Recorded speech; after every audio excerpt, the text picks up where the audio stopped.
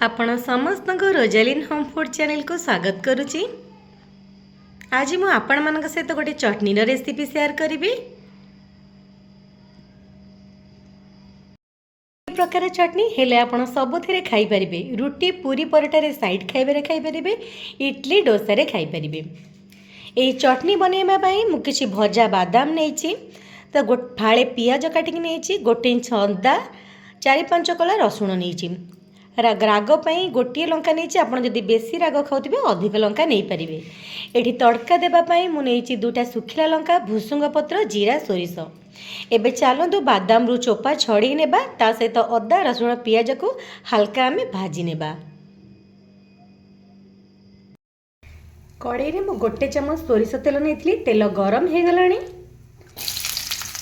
अदा रसुण पियाज लंका को आम पकईकी भाजी नेबा।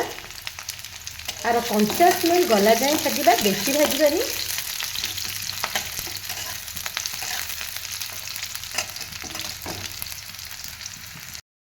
मिनट पड़ेगा। बादाम तो मुझे आगुरी भाजिक रखी, तो आ सहित जस्ट हल्का मिसई के गोटे मिनट भाजी नौ।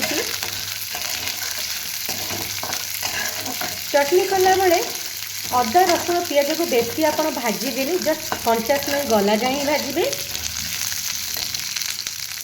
एबे आम ठंडा करने रखीदेबा।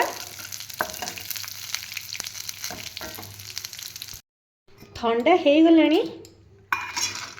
एबे आम गोटे ब्लेंडिंग जार देकी टेस्ट अनुसार लुण देदेबा। एबे एथिरे अल्प पानी दे चिकन करके बाटी नेबा। चिकन करके बाटी नहीं देखो एमती बहुलिया। आपड़ जदि पतला खाइबा पसंद करुथिबे आउ टिके पानी देबे, नले एमती ही रखिबे, खाइबा को बहुत बढ़िया लागिबो। एबे चलंतु छुंक दे देबा। ए सेम कड़ी रे गोटे चम्मच तेल नहीं जाइछि। तेल गरम हो गलानी। भुसुंग पत्र, सुखिया लंका, जीरा, सोरिष को भलरे भाजी नेबा।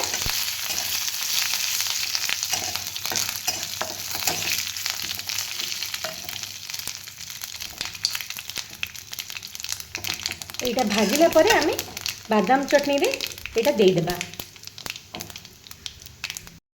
बादाम चटनी एबे हमर हे गला। छुंक दे देछि। सबुथिरे खाइबा को बहुत बढ़िया लगी थाए साइड खाइबा। जदि आज रेसिपी आपण मानकु भल लगे, मो वीडियो को लाइक, शेयर, सब्सक्राइब करिवे।